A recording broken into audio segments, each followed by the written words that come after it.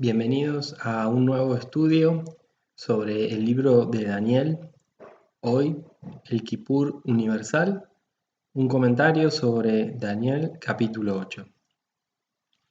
Iniciamos los estudios del capítulo 2 y el capítulo 7 y hoy vamos a ver puntualmente el capítulo 8 que nos va a agregar ciertos aspectos de la profecía que no habían sido descritos en los capítulos anteriores.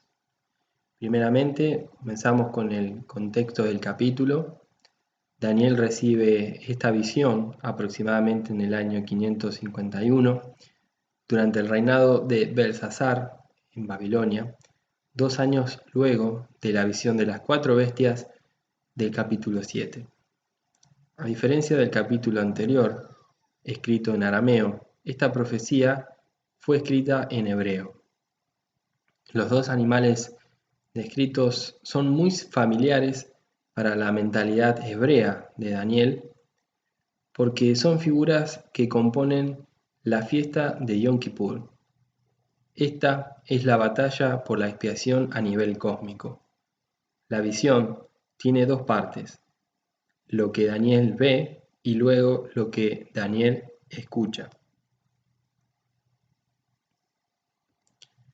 Vamos primeramente a leer entonces el libro de Daniel en el capítulo 8, a partir del versículo 1, y dice lo siguiente: En el año tercero del reinado del rey Belsasar, me apareció una visión a mí, Daniel, después de aquella que me había aparecido antes. Vi en visión, y cuando la vi, yo estaba en Susa, que es la capital del reino en la provincia de Elam. Vi, pues, en visión, estando junto al río Ulai. Alcé los ojos y miré, y he aquí un carnero que estaba delante del río, y tenía 2 cuernos, y aunque los cuernos eran altos, uno era más alto que el otro, y el más alto creció después. Vi que el carnero hería con los cuernos al poniente, al norte y al sur, y que ninguna bestia podía parar delante de él, ni había quien escapase de su poder, y hacía conforme a su voluntad, y se engrandecía. El primer animal que ve Daniel es un carnero que ataca hacia el oeste, el norte y el sur.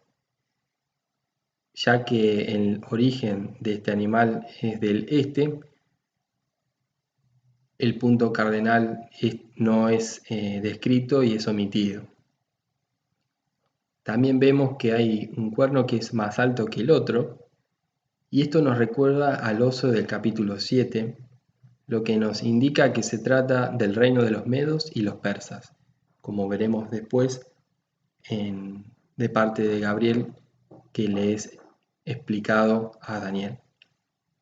Históricamente esta visión se confirma, ya que en el año 547 Ciro el persa, habiendo conquistado Media, arrasa con los reinos de Lidia y se extiende hasta el mar Egeo. Luego, en el 539, finalmente conquista Babilonia. Luego de estas conquistas, entonces el imperio persa queda como la potencia mundial reinante en toda la región. Continuamos leyendo, entonces, lo que sigue viendo Daniel. En el versículo 5, mientras yo consideraba esto, he aquí un macho cabrío venía del lado del poniente, del oeste, sobre la faz de toda la tierra, sin tocar tierra. Y aquel macho cabrío tenía un cuerno notable entre sus ojos, y vino hasta el carnero de 2 cuernos, que yo había visto en la ribera del río, y corrió contra él con la furia de su fuerza. Y lo vi que llegó junto al carnero, y se levantó contra él y lo hirió, y le quebró sus 2 cuernos. Y el carnero no tenía fuerzas para pararse delante de él. Lo derribó, por tanto, en tierra, y lo pisoteó, y no hubo quien librase al carnero de su poder. Y el macho cabrío se engrandeció sobremanera, pero estando en su mayor fuerza, aquel gran cuerno fue quebrado, y en su lugar salieron otros 4 cuernos notables hacia los 4 vientos del cielo.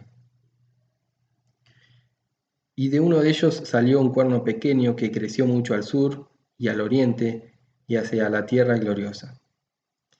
Vamos a leer hasta el versículo 9 y acá vamos a ver entonces la aparición de un segundo animal, que es un macho cabrío. La visión va avanzando y este macho cabrío embiste al carnero, provocándole una herida de muerte en la cual no puede subsistir. La velocidad y los 4 cuernos nos refieren a las 4 cabezas del leopardo que vimos en el capítulo 7.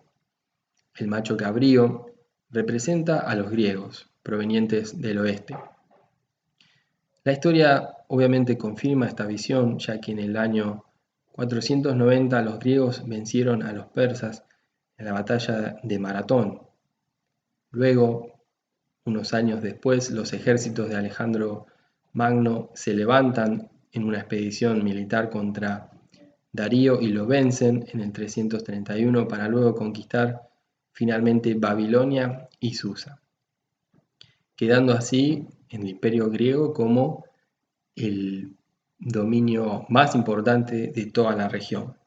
Como vimos en los estudios anteriores, estando en la plenitud de su poder, Alejandro Magno muere de manera muy joven. Él muere en el 323 y le son sucedidos el reino a sus 4 capitanes principales, uno de los cuales es Seleuco, quien funda la dinastía de los Seleucidas.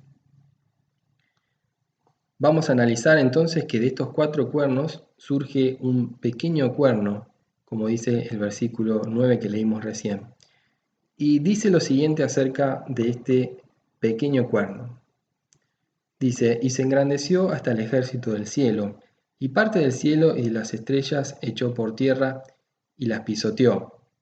Aún se engrandeció contra el príncipe de los ejércitos, y por él fue quitado el continuo sacrificio, y el lugar de su santuario fue echado por tierra.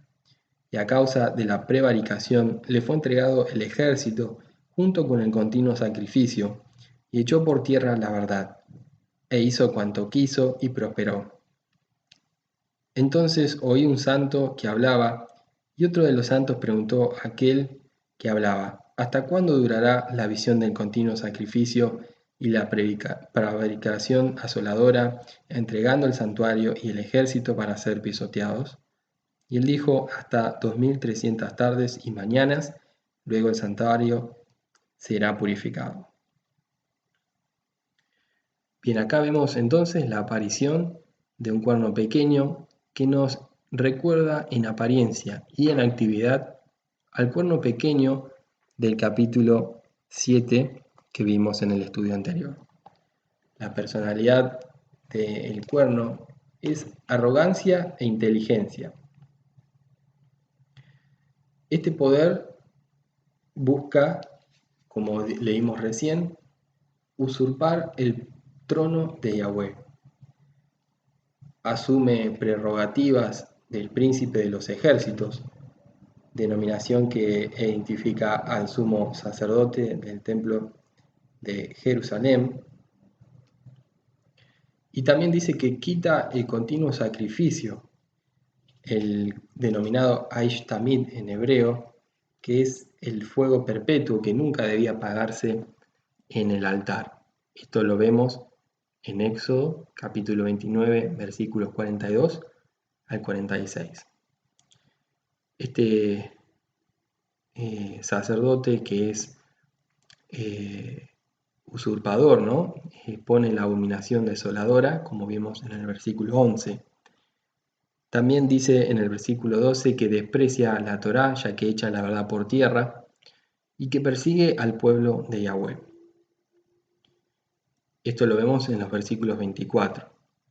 También dice que su poder no es propio, sino del mismo Satanás. Versículo 24. Y dice también que será quebrantado, no por mano humana, sino por la segunda venida de Yeshua. Vamos a ver entonces la explicación que recibe Daniel, y acá ya entramos en la segunda parte, que es lo que Daniel oye. Dice en el versículo 16: Y oí una voz de hombre entre las riberas del Ulai, que gritó y dijo: Gabriel, enseña a este la visión. Vino luego cerca de donde yo estaba, y con su venida me asombré, y me postré sobre mi rostro. Pero él me dijo: Entiende, hijo de hombre, porque la visión es para el tiempo del fin. Mientras él hablaba conmigo, caí dormido en tierra sobre mi rostro, y él me tocó y me hizo estar en pie, y dijo: He aquí yo te enseñaré lo que ha de venir al fin de la ira, porque eso es para el tiempo del fin. En cuanto al carnero que viste, que tenía 2 cuernos, estos son los reyes de Media y de Persia. El macho cabrío es el rey de Grecia, y el cuerno grande que tenía entre sus ojos es el rey primero. Y en cuanto al cuerno que fue quebrado y sucedieron 4 en su lugar, significa que 4 reinos se levantarán de esa nación, aunque no con la fuerza de él. Y al fin del reinado de estos, cuando los transgresores lleguen al colmo, se levantará un rey altivo de rostro y entendido en enigmas, y su poder se fortalecerá, mas no con fuerza propia, y causará grandes ruinas, y prosperará, y hará arbitrariamente, y destruirá a los fuertes y al pueblo de los santos. Con su sagacidad hará prosperar el engaño en su mano, y en su corazón se engrandecerá, y sin aviso destruirá a muchos. Y se levantará contra el príncipe de los príncipes, pero será quebrantado, aunque no por mano humana. La visión de las tardes y mañanas que se ha referido es verdadera, y tú guarda la visión, porque es para muchos días. Y yo, Daniel, quedé quebrantado y estuve enfermo algunos días, y cuando convalecí, atendí los negocios del rey, pero estaba espantado a causa de la visión y no la entendía. Bien, acá entonces terminamos de ver las descripciones en los versículos 24 y 25 acerca de las acciones que este cuerno pequeño realiza. También nos dice que su poder ya no viene de sí mismo, sino que viene del mismo Satanás, y que será quebrantado, pero no por mano humana. Acá nosotros, como habíamos aprendido en el primer capítulo, sobre el capítulo 2 de Daniel, habíamos visto los principios de interpretación, y esta profecía puede ser interpretada también, como en el capítulo 7, bajo una visión historicista y también sobre una visión escatológica. ¿Cuál es la visión historicista que podemos ver? Es la que encontramos en los sucesos de los libros de Macabeos, libros que están en la Biblia, y el rey Antíoco Epífanes, un rey seleucida del imperio griego, que comenzó un ataque en contra de Israel. Estos sucesos los podemos leer en el libro de Macabeos, el primer libro. Vamos a encontrar el accionar de este rey, y vamos a ver la similitud en detalle, que es muy grande con respecto a lo que está en esta profecía en capítulo 8 y lo que realmente sucedió cuando Antíoco Epífanes inicia una campaña militar en contra del templo de Jerusalén. Yo les voy a leer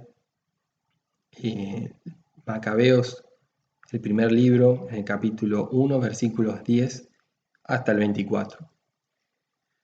Dice: de entre aquellos generales de Alejandro Magno surgió un hijo del rey Antíoco, un vástago perverso llamado Antíoco Epífanes, que había estado en Roma como rehén.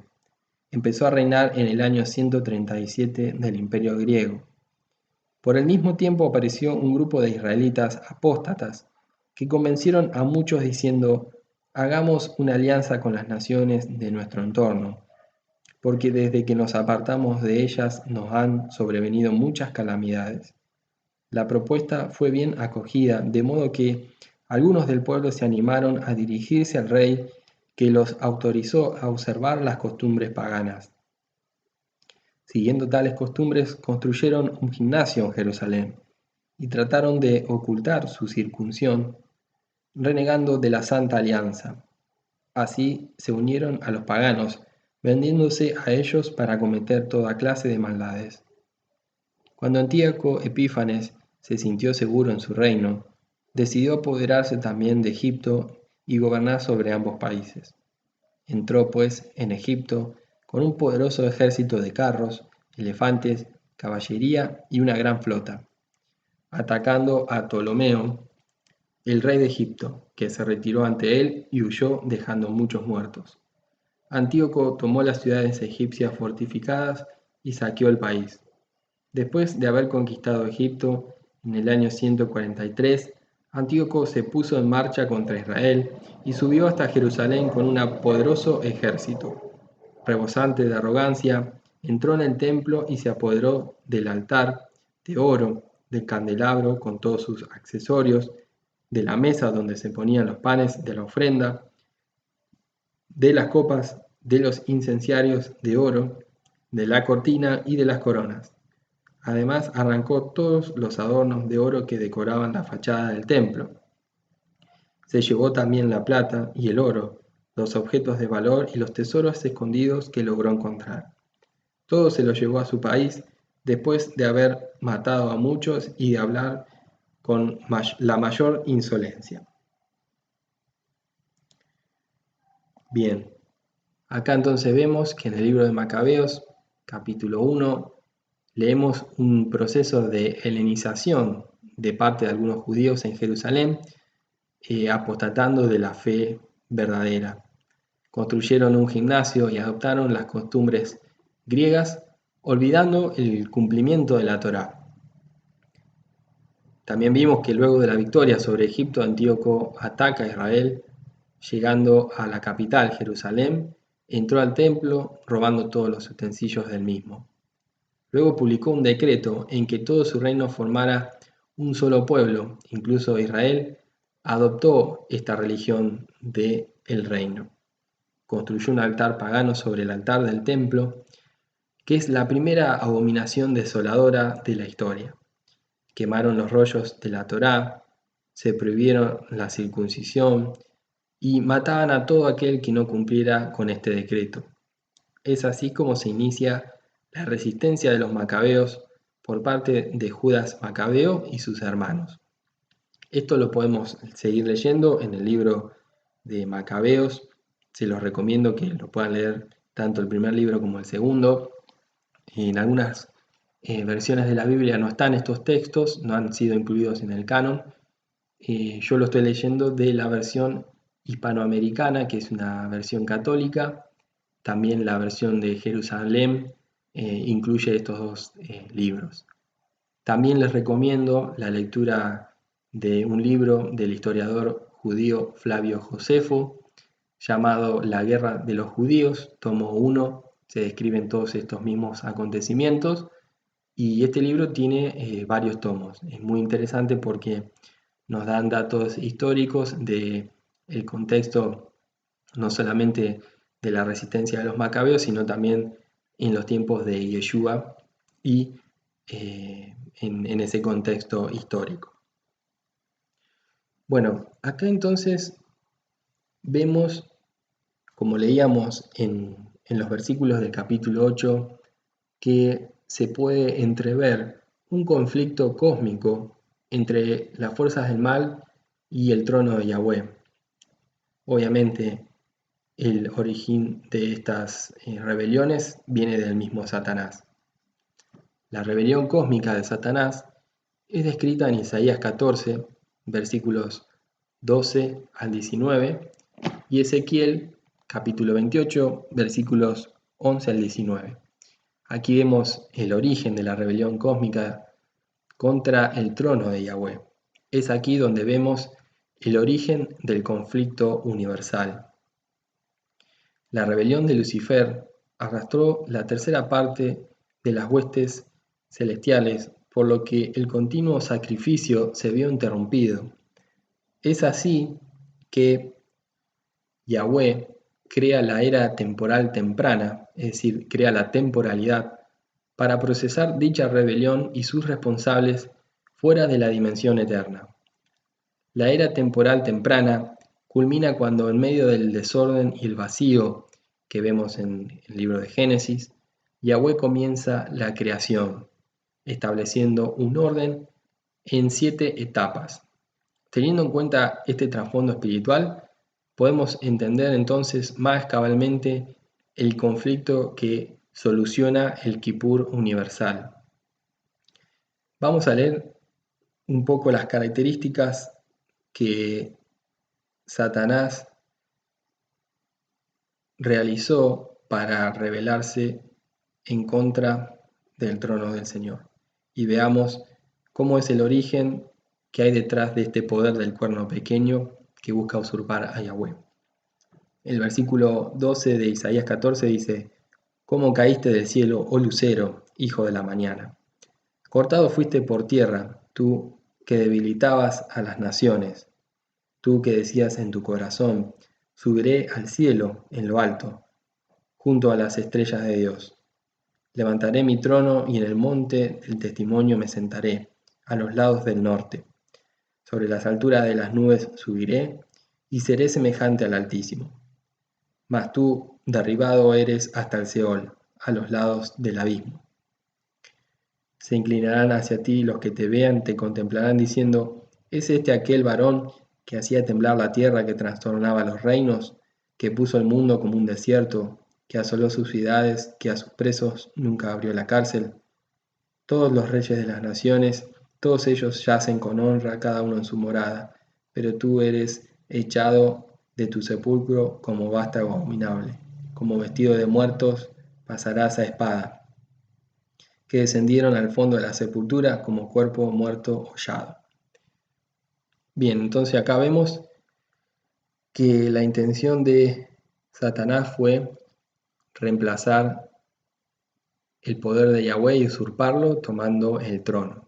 Obviamente esta rebelión fue juzgada de manera inmediata y ahora vamos a ver en el capítulo 28 de Ezequiel que nos describe partes también de algunos detalles más con respecto a esta rebelión que inició el mismo Satanás. Dice, versículo 11, dice: vino a mí palabra de Yahweh diciendo: Hijo de hombre, levanta endechas sobre el rey de Tiro y dile: así ha dicho Yahweh el Señor. Tú eras el sello de la perfección, lleno de sabiduría y acabado en hermosura. En Edén, en el huerto de Dios estuviste. De toda piedra preciosa era tu vestidura, de cornerina, topacio, jaspe, crisólito, berilo y ónice, de zafiro, carbunclo, esmeralda y oro. Los primores de tus tamboriles y flautas estuvieron preparados para ti en el día de tu creación.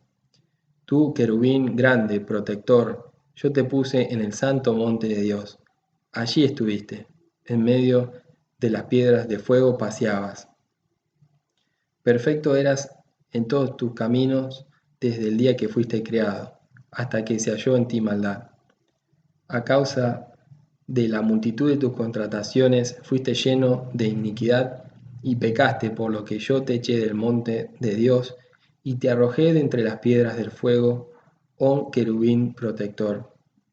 Se enalteció tu corazón a causa de tu hermosura, corrompiste tu sabiduría a causa de tu esplendor. Yo te arrojaré por tierra delante de los reyes, te pondré para que miren en ti. Con la multitud de tus maldades y con tu iniquidad de tus contrataciones profanaste tu santuario. Yo pues saqué fuego de medio de ti, el cual te consumió, y te puse en ceniza sobre la tierra a los ojos de todos los que te miran.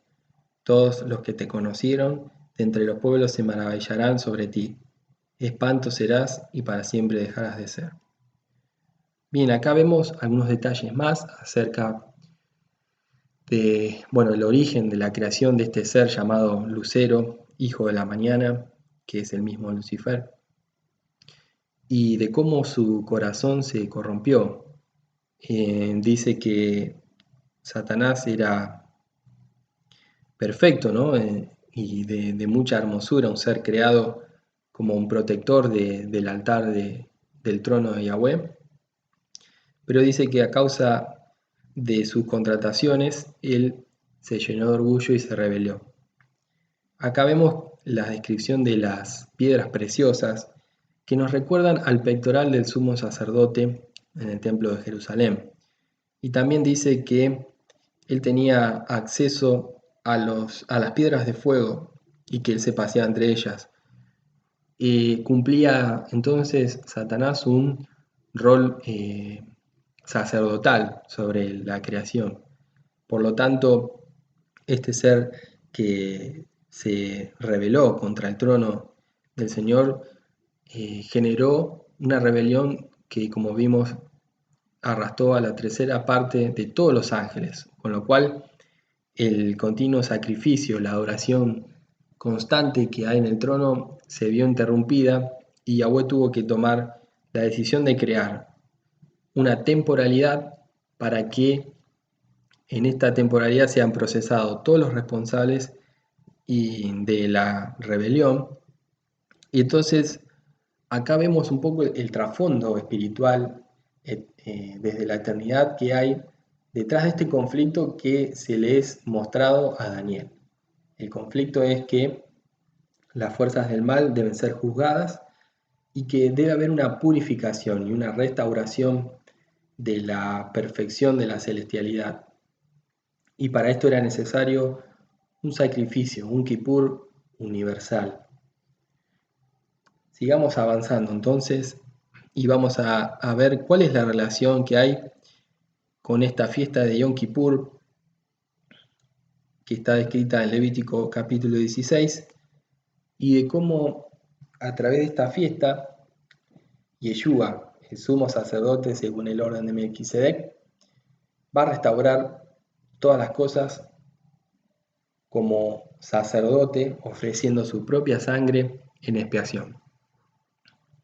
Como veníamos diciendo, el capítulo 8 de Daniel muestra estos dos animales que describen los imperios que ya estaban descritos anteriormente. Pero es clara la alusión que hace Daniel a estos dos animales que son tan simbólicos y representativos de la fiesta de Yom Kippur. Estos animales obviamente son utilizados por su simbolismo en relación a la fiesta bíblica anual más importante que es Yom Kippur, el día de la expiación.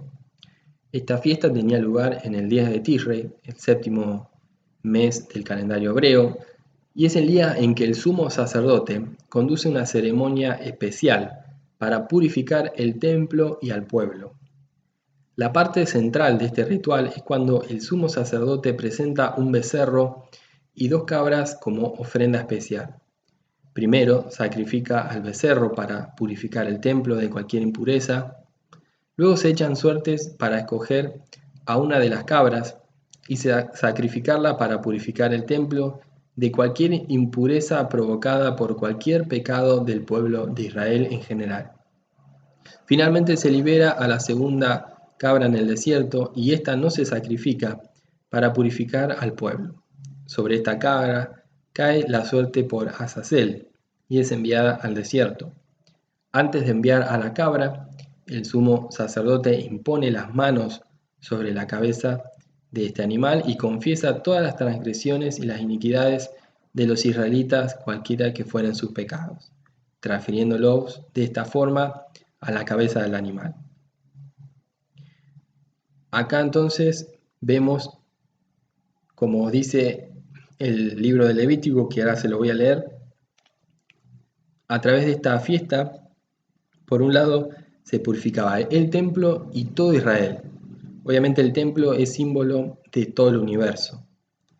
Y por eso es tan importante, porque la propiciación de los pecados hecha por Yeshua es para redimir a toda la humanidad y a toda la creación. Vamos a leer entonces el capítulo 16 de Levítico. El versículo 1 dice: Habló Yahweh a Moisés después de la muerte de los 2 hijos de Aarón, cuando se acercaron delante de Yahweh y murieron. Y Yahweh dijo a Moisés: Di a Aarón tu hermano que no en todo tiempo entre en el santuario detrás del velo, delante del propiciatorio, que está sobre el arca para que no muera, porque yo apareceré en la nube sobre el propiciatorio. Con esto entrará Aarón en el santuario, con un becerro para expiación y un carnero para holocausto. Se vestirá la túnica santa de lino y sobre su cuerpo tendrá calzoncillos de lino y se ceñirá el cinto de lino y con la mitra de lino se cubrirá. Son las santas vestiduras. Con ella se ha de vestir después de lavar su cuerpo con agua. Y de la congregación de los hijos de Israel tomará 2 machos cabríos para expiación y un carnero para holocausto.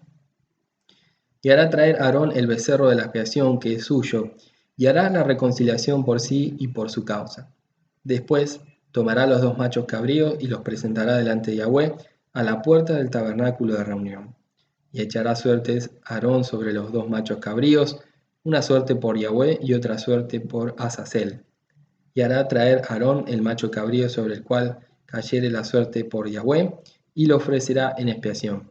Mas el macho cabrío sobre el cual cayere la suerte por Azazel, lo presentará vivo delante de Yahweh para hacer la reconciliación sobre él, para enviarlo a Azazel al desierto.